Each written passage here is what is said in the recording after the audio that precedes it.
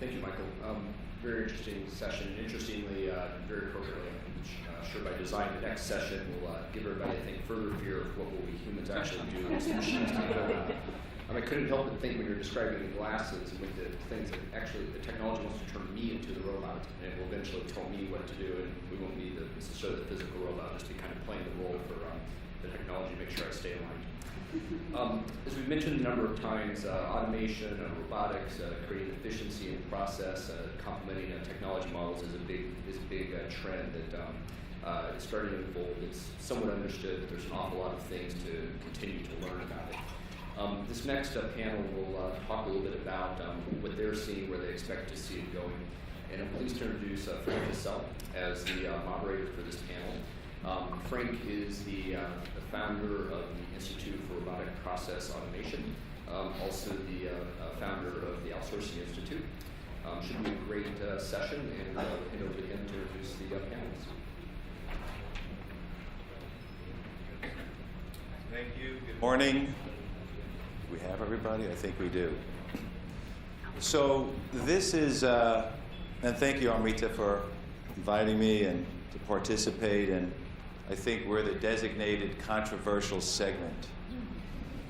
So my prediction, someone said earlier that it's dangerous making predictions. My prediction here today, if we're successful, is that by the end of this segment, a third of you see opportunity, a third of you probably call your recruiter, and a third of you think we're just a bunch of pompous jerks that happen to be wrong. About a third. What do you think, Mark? Maybe? Am I being gracious? I think Frank's speaking for himself now, but... Oh, thank you. Good job, Frank. We shall see. We shall see. So we're here to talk about robotic process automation. I spent about 21 years in the outsourcing industry, so I know the business that you all are currently in very intimately, and I'm still closely involved in that. We have a global network of about 74,000 members, so I get it, I know it. About 2 years ago, stumbled across robotic process automation, and it was almost immediately apparent to me that this really would reinvent the business as we know it. So for those of you who are here as buyers of outsourcing services on the enterprise client side, listen up, great opportunities. For those of you who are here as nearshore service providers, there's a bit of a double-edged sword, and so it's kind of a good news, bad news scenario. Ultimately, we see this driving business toward onshore, but there are some risks. So we're here to kind of explain robotic process automation, what it is and what's the big deal and what you need to know about it. But we are also here to alert you as service providers that it's important that you make the pivot and really revisit your business model, your service offering, your contracts, et cetera, because there's going to be more that is different than it is the same. In fact, if I envision Amrita's conference, maybe not next year, but the year after, I would submit to you that the majority of you really reinvent your business model, either being proactive or just responding to pressures from the marketplace. So I like to have themes when I do a panel. So we know we're talking about RPA, but I struggled, so I'll share with you kind of where I started, where I ended up. My first theme was really more about how buyers can have their cake and eat it. If you think about it, for now 2 decades, most buyers would say, well, I kind of like the pricing of offshore, but I don't want to be in India. So can I get those kind of benefits pricing-wise, but can we have people onshore or on-site at the same price point? And the answer is always no, because the math doesn't work. It kind of defies physics, right? So I'm thinking, well, we could talk about how RPA, based on the dramatically lower price points, more software, less labor arbitrage, that clients could actually have their cake and eat it. And then I decided to kind of scrap that one. The next thing is, and I think about a meeting we had about 6-7 months ago with some heads of global IT infrastructure for a major global bank, and we explained this to them, and in essence, one of the top guys in the room looked at me and said, "This sounds like voodoo." So I thought that, well, that probably wasn't good, but I thought maybe voodoo would be a great theme to address on a panel in New Orleans. It's maybe the only place where it's still actively being practiced here in the States, but we scrapped that. Where I ended up is just going with a theme based on an article I wrote a couple months back called Brace for Impact. And that's really where we really address kind of this kind of good news, bad news things for the service provider community. So I think we'll kind of stick around there. And but before we dive in, I introduce my colleagues on this panel. I thought we'd maybe get a quick sense of the audience as to kind of who knows or who gets this. I'm defining the spectrum of this audience of everyone from my friend Anupam over here from Avasant, who knows it and gets it, to Eric over here, who thinks it's a bunch of BS. They both happen to be on opposite ends of the room. Who here feels that they have a good sense of what robotic process automation is? Anybody? And if you don't, that's okay, because most people don't. Okay, we have our work cut out for us. All right, let's just leave it there. All right, super. So let's dive in with introductions and get into the meat of this. Derek, can you start out quickly, please, buddy? Thank you. Sure. Derek Toone, Managing Director of RPA Advisory at Alsbridge. We're a sourcing advisory firm, so we advise our clients on using RPA directly in both BPO and ITO. Should they buy it through a service provider that's using the software? Should they buy the software directly and use it themselves as part of their shared service offering? All nature of those questions: assessment, implementation, and then management going forward. Thank you, Mark. So Mark Fletcher, I'm the VP at Automation Anywhere. We're the bad guys because we're building the technology that everyone thinks is killing jobs.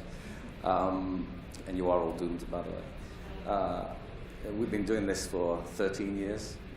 So this is not new from a conceptual perspective, but it's been very, very new from an adoption perspective in outsourcing, specifically offshore. So it's here already. It's not a surprise. And our company, just a quick introduction, is in 90 countries from a customer perspective, and obviously growing rapidly with the current, let's call it, hype. Okay, great. Well, I'm Mary Lasky, and I'm a college professor, so it's really hard for me to talk without standing up, so I'm not used to sitting when I speak. So I first actually heard about RPA last year when we were writing a book on high-performance BPO. And Frank, you had your conference in New York. And I thought, well, let me just go see if there's anything to this, because I'm an IT professor, so I'm very aware of, BPMS solutions and what's new about this. So after attending Frank's conference in December, I called my co-author at the London School of Economics. I'm like, we got to study this. So in instance of full disclosure, I went from being an RPA voyeur in just December to doing our first research project. So in full disclosure, I don't grade myself as an RPA expert. I've done one sample survey of buyers, so I have a good sense of where the buyers think the market is going. And we've done 3 deep dive client case studies looking at the business case, change management, and issues that they have with RPA. So I'm not the expert, but I'm certainly happy to share the little paltry data I have so far. Okay, thank you. So let's start with the tough question, Mark, and I'm going to just stick it to you, buddy. Sorry about what robotic process automation is, and then maybe we can just riff off of that a little bit. But the most common question we typically get initially, as you're well aware of, what is RPA and how is it different from all the automation we already have? Well, there's no. Everyone understands what automation is. We're taking data processing or some IT processing, and we're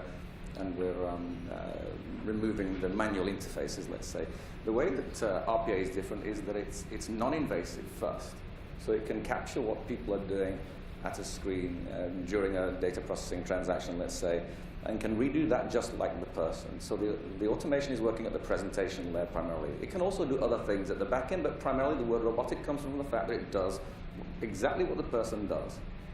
Now you can understand why it's attractive to the offshoring outsourcers, because they're doing a lot of very rudimentary transactions that don't require much thought. Let's say there's some data comparison, some validation, but the process itself is well-defined with well-defined rules. And so this software can capture that and replay that, and you can build in all the exceptions that you need, and the process can run. And then it can run 24/7, 7 days a week, much faster, much easier. But the fact that you don't have to change the underlying applications, you're not invading at all, means that you can automate somebody else's business process.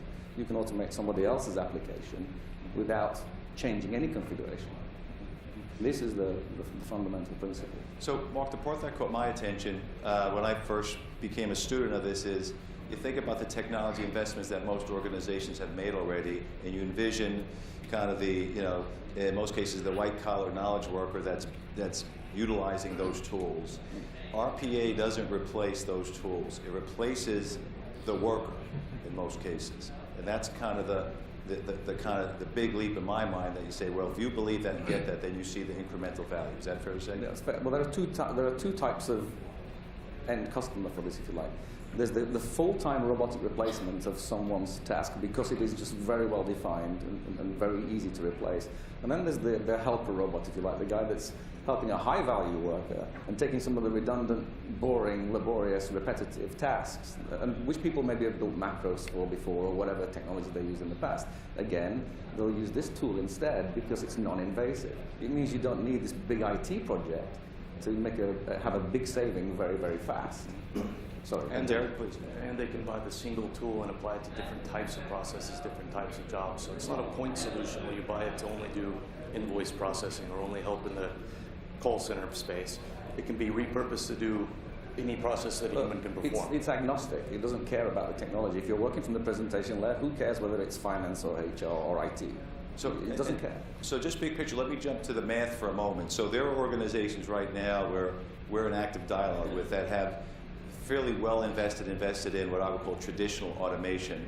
And then by utilizing robotic process automation, they're realizing labor cost reductions of 35–40+%, above and beyond things that they've already outsourced. They've already leveraged traditional automation. They've already done lean, et cetera, et cetera. So while labor cost reduction isn't the only benefit, it's certainly, no surprise, the big door opener. So if you think about that as a benefit from your client standpoint, think of what impact that would have on your business if you could deliver your services at your cost, your labor cost drops 25, 35, 40, 50%. So that's kind of the math, and that's why it's becoming more and more attractive for the handful and growing number of buyers that get it, and for the service providers that have already embraced it. By the way, companies like IBM, heavily vested, they get it. McKinsey, all over it. HP, yes. Accenture, yes. Wipro, all the above. So these are, kind of smart companies. They get it. You could debate whether they're doing it proactively or reactively, but they're really baking this in.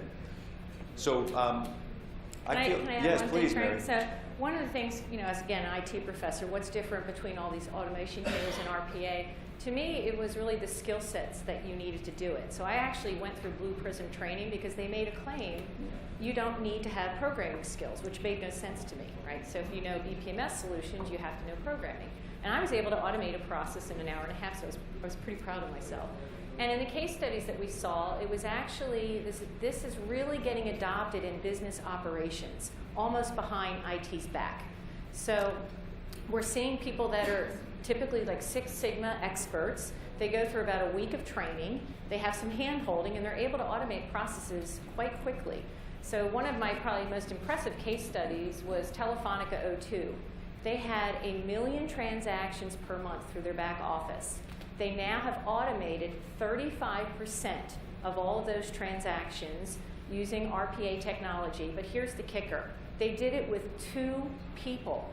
They only took 2 people off of their business process improvement teams, put them through Blue Prism training, and they automated that to that extent. So that's, to me, the scale of it is what's just so astonishing.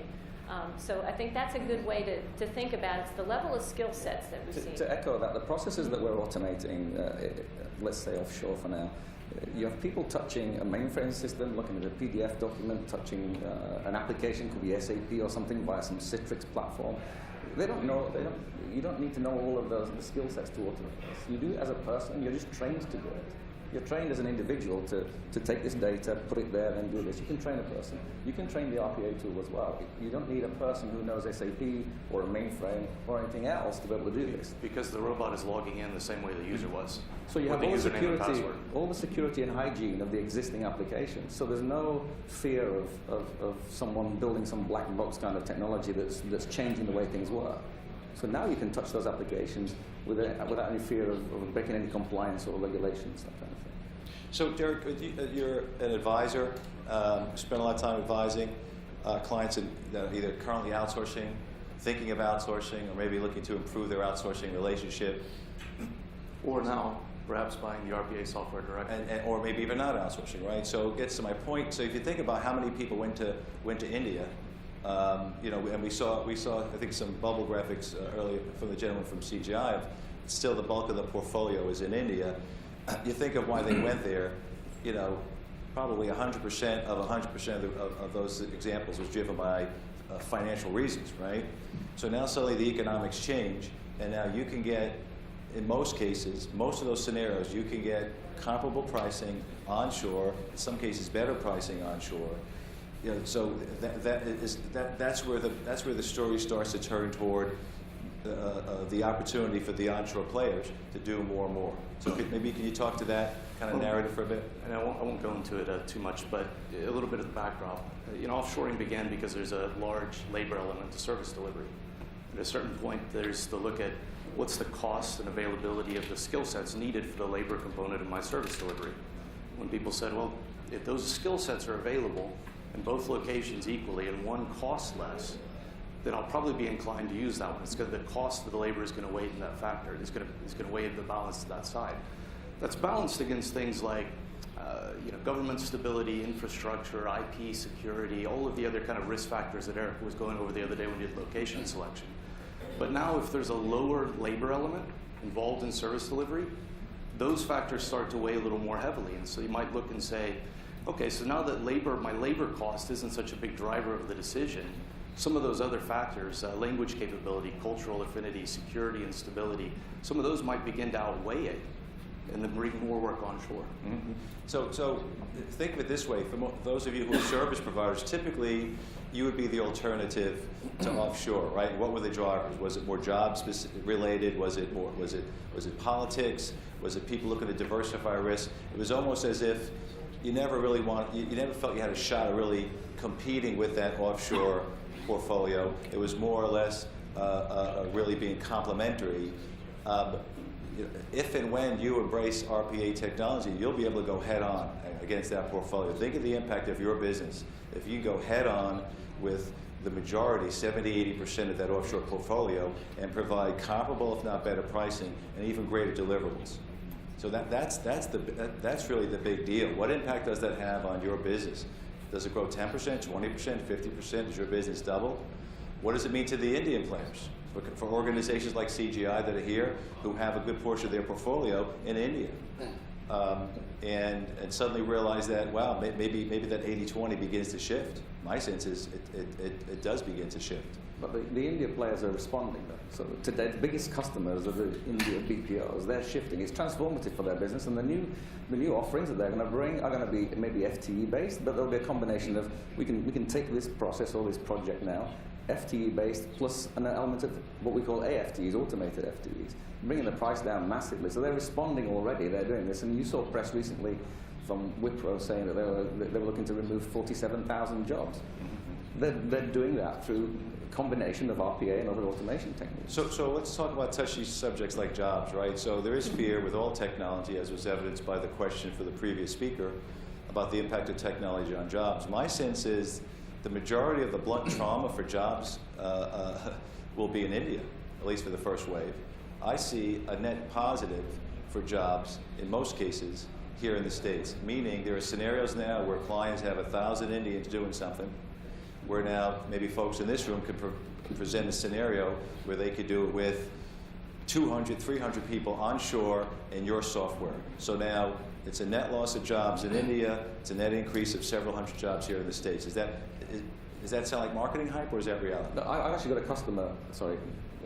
Go ahead. I've got a customer that actually is doing that right now. They have, and it's not only a small piece of outsourcing of a bigger organization, but they had 100 people on a particular process in India, and they look to automate it. And what they're going to do is they're going to take 20 jobs and put them back in. This is in the UK. Put them back in the UK. Remove the 100 jobs from India. Now they're employing 20 people plus automation, and they're keeping it onshore in the UK. Yeah, That's exactly what's happening. Yeah. So globally, yeah, net loss of jobs. U.S. That's the play. That's really, think of repatriation, right? Jobs that maybe in the late 90s kind of went offshore, that could come back. That's where your play is. Mary, I'm curious, you went from kind of maybe a cynic early on, and then you did a little research, then you came to the conference, you saw something.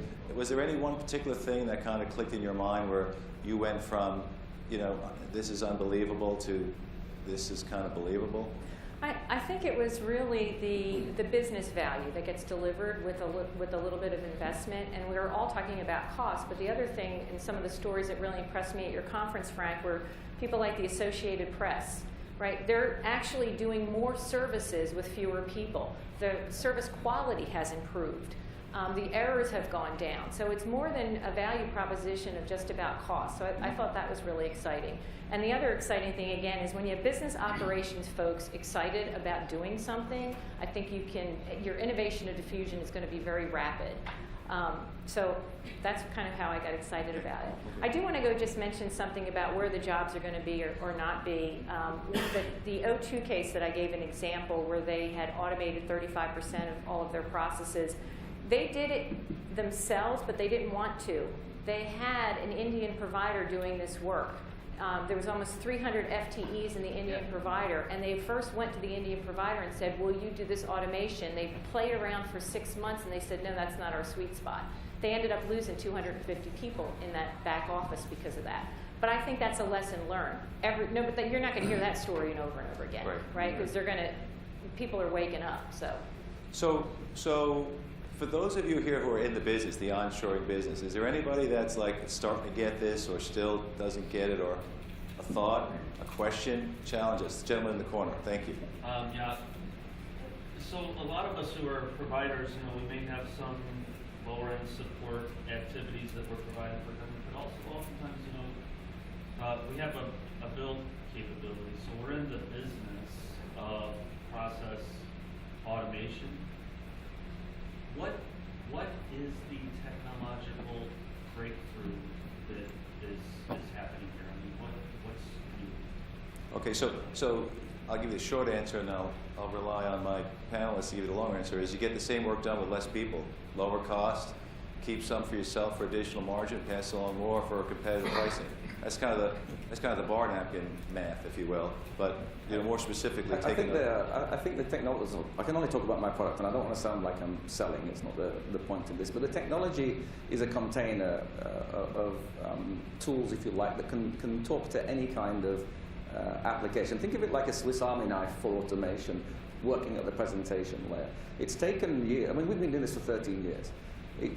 It took some time to get that to be of an industrial strength where it could be trusted to run a business process. This stuff works, and it can touch any kind of technology from one place. So all the kinds of automation that you may do today, which includes running queries against databases or taking data out of a document and putting it somewhere else, this is all done from one place. So I think you alluded to this. One tool that can do almost every kind of automation, if you like, plus the added advantage of being able to do it from the presentation layer as and when appropriate. So for somebody, for yourself, you might use some of the back-end automations and actually improve a process, do it differently.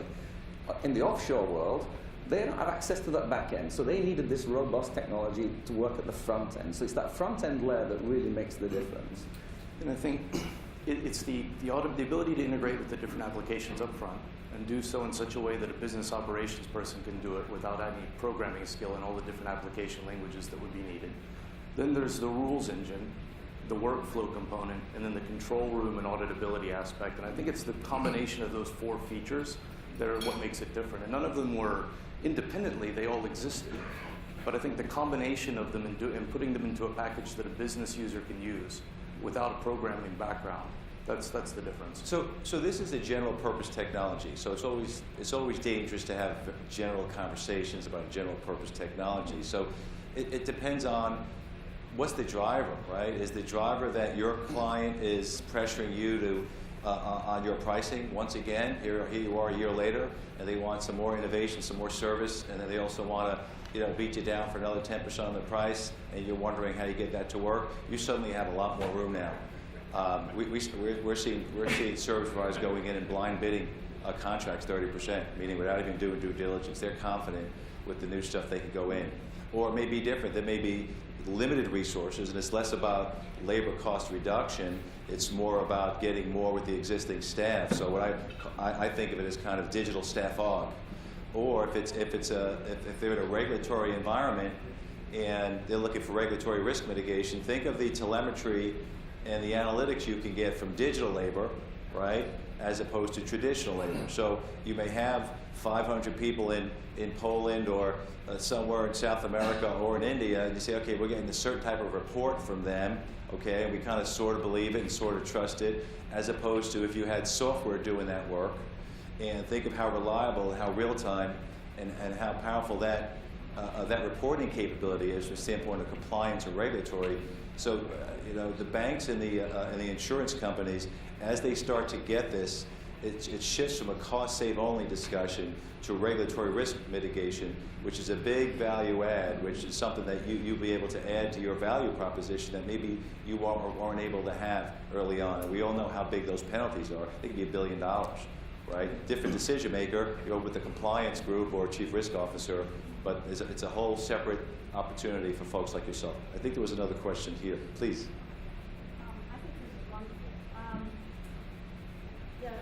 And I'm an optimist, so immediately I was thinking about this is not taking jobs away. You're freeing a client up from to be able to move those people on to the next bigger, better thing. In addition to that, immediately I'm thinking how beautiful to use that for regression. Well, there's two parts I wanted to answer there. First of all, 5 or 6 years ago, our RPA tools were being used in departments, finance, HR. And they found that there were functional people in there also doing testing of business applications as they're delivered to them. And so what we had to do was we ended up creating a derivative product called Testing Anywhere that has the same, 95% the same, but has more checks and balances in it for testing, because testing is, does this look how I expected it to look? Whereas business processes just make sure it's right. There are different things. And then, in addition, for us old farts, that are moving on, and for all your legacy computers, your legacy processes and applications and technology, a lot of that is not captured anywhere. So you've got back office processes going on. Nobody really knows what's being done. Even people doing it don't know what's going on behind the curtain.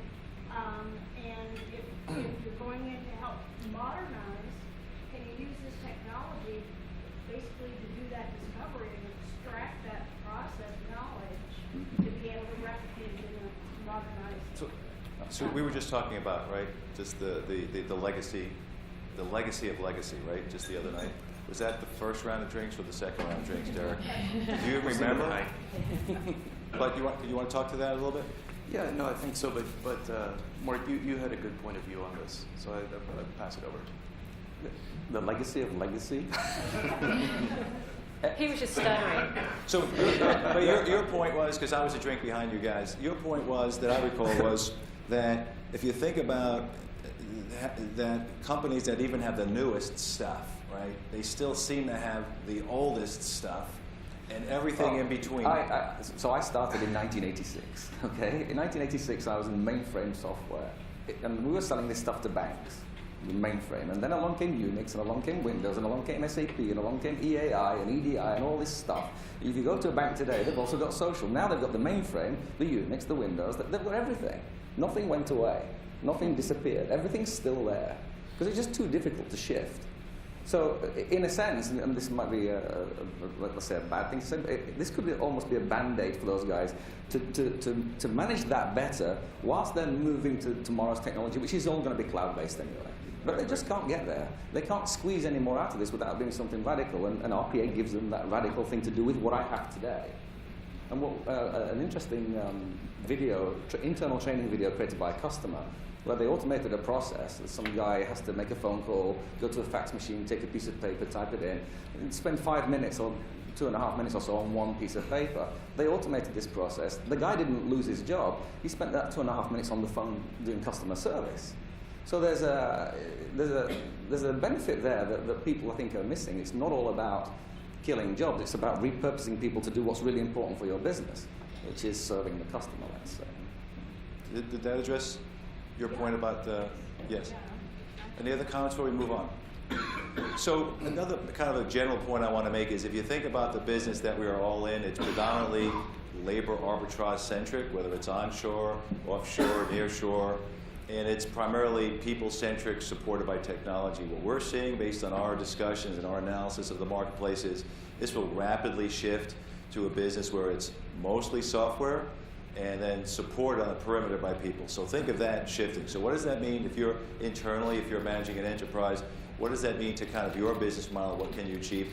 What does that mean to those of you here if you're a service provider and you're saying, wow, we're primarily in the people business, again, supported by technology. If this becomes more of a technology business, i.e. software and IP, supported by people, if you will, and that kind of 80-20 flips around, what impact does that have on your business? Now, so I've been in rooms like this before, and most people don't kind of believe it. It seems a bit like, wow, that's interesting, but this is going to be in 4 or 5 years. What I've seen bring people to the table, whether it's IBM or Wipro or Infosys or Accenture, is sitting down at a table and the client brings it up. Or they lose a deal based on this. Or they don't get invited to a deal based on this. So I think it's been more experiential where people start to see it. We're starting to see more and more RFPs come out that are really asking specifically around robotic process automation, or you may hear autonomics at times. I know of a deal recently that was a significant opportunity for a major vendor, and they barely made it 5 minutes into the cycle because one of the first questions of the client is, what is your RPA strategy? And the sales guy did kind of a homina and just threw out some acronyms and kind of ran out of the room. And I knew the service provider and I knew the buyer, and that dog didn't hunt, right? So, and I see the rate of acceleration really aggressive and continue to accelerate, so much so that literally sitting here next year, I think, again, the majority of you will see this from something beyond a conceptual discussion to some reality. But I want to get to really just some, Mary, you had a good point in our discussion last week about lessons learned from manufacturing, right? Mm-hmm. About jobs that go away and come back. Can you talk to that? Maybe the lesson learned here, how it may play out? Okay, yeah, I mean, this is if you look at manufacturing, right? So we hear a lot in the trade press about some of the manufacturing coming back to the United States, and automation makes us a more attractive location for manufacturing, but it looks very different. You're not bringing jobs back when you bring manufacturing back. They're so highly automated that you're bringing very few new jobs relative to what this looked like when you were making cars, for example, in Detroit. So I do think that we might end up with the Shane scenario, that we do have high levels of unemployment if we follow services. We see manufacturing productivity go like this and jobs go like that. And if we do the same in services, yeah, Shane, what are our kids going to do? But yeah, that's an so issue. again, and I'm on the fence about this, so I could argue either side, but I would say if 10 years ago you lost 1,000 jobs to China and now you bring 200 back, that's still a net positive for the U.S. Well, even in manufacturing, we talk about all the reshoring, but it's only 6%. I mean, that's still pretty small. It's not enough to turn, an economy around. Fair enough. So this debate will continue. I've learned from the outsourcing world that it's the ongoing debate, right? Does it help? Does it hurt? Is it going to kill jobs? Going to hurt the economy? And what I learned from that experience is not to defend it. I almost equally believe that this will create opportunities and also create challenges for us all. I have 4 children. I wonder, if you think about it, one of the ways this was described to me about a year ago, I was thinking it was kind of an outsourcing story until someone explained to me this really reinvents how work gets done. So it's not just about outsourcing, whether you outsource or not. So you think of the typical org chart, it's going to look a little differently. It's going to be a lot more technology, right? A lot less people, and pretty much any job or any process that's definable, repeatable, rules-based could likely be partially or fully automated. And that's just today. And this is software. Software gets smarter and cheaper every year. People tend not to. Okay, so you wonder and say, well, it's kind of cool and scary, and it's kind of intriguing and makes you wonder. So yeah, I'm there. I get it. So I'm not here to defend it as much as I said from the beginning. This is kind of us kind of briefing you, as well as maybe prepping you for what could be. Mary, you had done some research, as you alluded to earlier. Want to share a couple of highlights? Well, I thought the survey was really interesting. We administered this at the Outsourcing World Summit on the first day. I don't know if any of you, I know some of you go to the summit because I see you there. And on the first day of the summit, there's a big ballroom, and they put all the clients in one ballroom, and they put all the providers and the advisors in another ballroom, and we administered a survey on service automation. So it's kind of interesting to get some of the perspectives. One is when you ask clients about service automation, they're all expecting more automation. And when you ask them, how are you going to source this? Are you going to do it yourself? They say, no, this is the service provider's job. Then you go over to the service provider community, and they had a perception that customers were not waiting for them. So there's a little bit of a disconnect. So we started also talking to some customers, and I think the real challenge is why they want to push it on the service providers. They didn't seem to understand that if you have an FTE-based contract and you ask your provider to automate and get rid of FTEs, you sort of have to compensate the provider for that. So I think we're going to see a lot of behavioral and change management issues associated with this too in the sourcing community. Yep, fair point. Any other factoids? Maybe one more worth noting from the survey. Any surprises? No, not too much surprises. I mean, I think the biggest, well, I'll give you one surprise. We also asked the clients, in your back offices, what percentage of your current services that are being provided by humans are automatable? And it was 50% of them said between 25 and 50%, and another 25%, it's 75% or more. So the opportunities for automation in back offices came across very, very strongly. Mm-hmm. Super. Eric Hochstein. Hey, buddy, can I borrow you for a moment? So you had asked a really good question yesterday, and we were wrestling over it a bit, and Eric and I know each other for a long time. And I struggled to answer your question. I still struggle to answer that question every day, and I'm asked every day, so what does that say about me? I'm not sure. But so maybe we could leverage that just for a little bit of fun and infotainment here. And I know you're shy, Eric, but yeah, give him a mic. Oh, he has a microphone already. Okay. Thanks. Frank, first of all, I take objection to you putting me on the other end of the spectrum as Anupam. I am not, I'm not saying this doesn't exist. I'm not a Luddite or anything like that. What I am thinking is that this is more a progression of previous technologies, of business process management, of rules-based activities, of things like companies like Pegasystems are already doing. And I don't see the disconnect between the business process management, and that may not be the exact right tool, but the companies that are already doing claims processing and that are established and that are just not in this room. So my question is really, where is this a quantum disconnect, or is this a just a progression with a new name? Thank you. It's a great question, Eric. Thank you. Mark, you want to take a shot? I'll take the first shot at that, and I'll repeat what I said earlier. Well, no offense. It's non-invasive. So if you give me a computer access to your systems, via Citrix, so it's a dumb tunnel, I can automate those transactions without changing anything. So that's one difference right there. It's absolutely huge, that difference, because that means if I'm providing a service to you, I can automate your systems without asking you for a change. You're thinking a person's doing it. I'm doing it with software.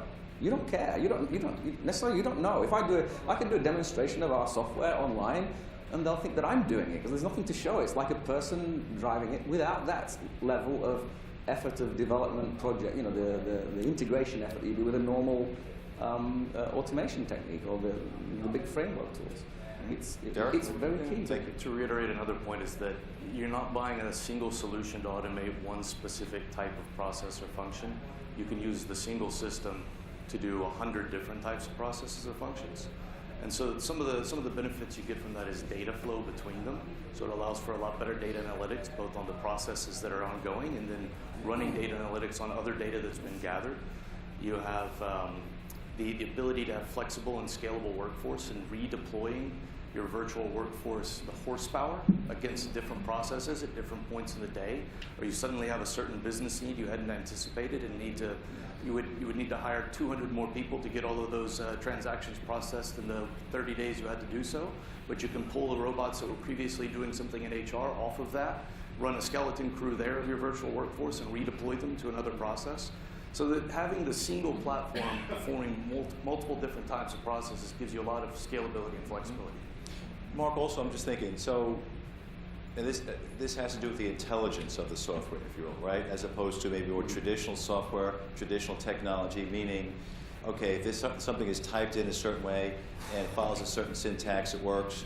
And I'm trying to think of the example you gave, but where if somebody typed in maybe an abbreviation, where maybe certain software would see it as an error, but a human would say, oh, MTG, it's a meeting. Yeah, we were talking about forms processing. So a lot of outsourced transactions start with some document or something like I don't know, some insurance claim document or some kind of form that's been read and fed into another system, and maybe they're comparing things before they take that next action. So the human interaction is, I'm going to read something, make sure it's right, and then do this over here. And my argument was that's not thinking. But the thinking comes when the documents aren't the same, but they have the same core information. So an order that says, or an invoice that says amount due with a number underneath it, if the next one comes along and it's AMNT due and the number's at the right, the human knows that they're different but they're the same. It's an invoice with a state.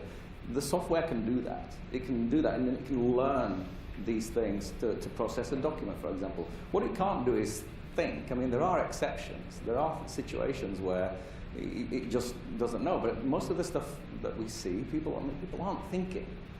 They're just pushing data from one thing to another and validating that it's correct by looking at another system.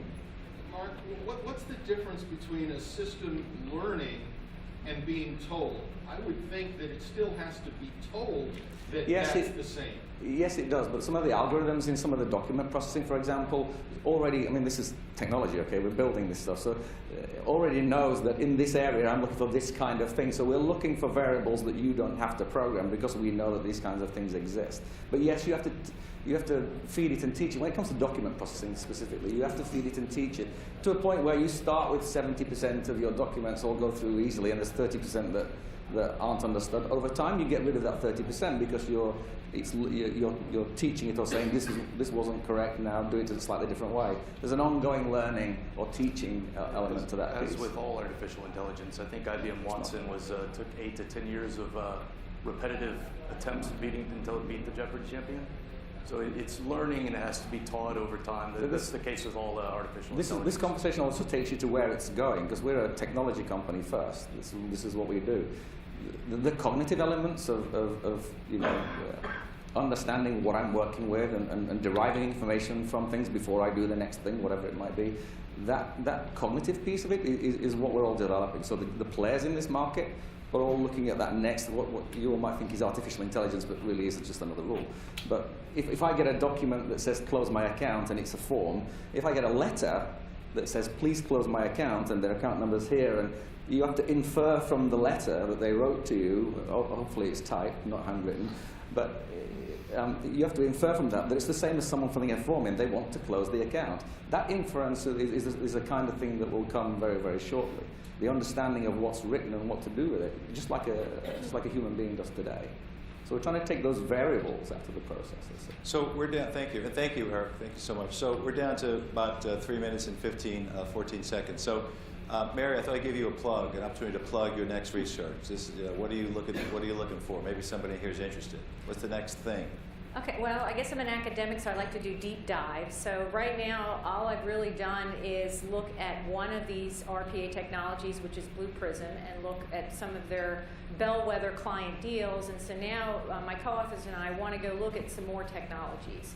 And RPA isn't the only thing we want to look at, because I think service automation is much broader than just RPA, even though that's what we're focusing on today. So that's what we're looking for, is our next bellwether client deals. Okay, super. So, some parting thoughts, just with the few minutes we have left. You know, when I was initially doing kind of presentations like this a year and a half ago, I was always frustrated that I couldn't get everybody to kind of get it and get excited about it as I was. And so I kind of gave up on that, and I realized that it's a process, right? So hopefully at some point, some of you get it and are kind of enthused or engaged. And then for the rest of you, I would just advise you to keep an eye on this. It will impact your business. Maybe at some point, 6 months from now, it'll click, and you can think back and say, here's where you first heard of this at Amrita's gathering. We're all around for the rest of the afternoon. If any of you have any further questions, want to continue discussion, we'd be happy to entertain that. Thank you to my panelists. Thank you to everyone.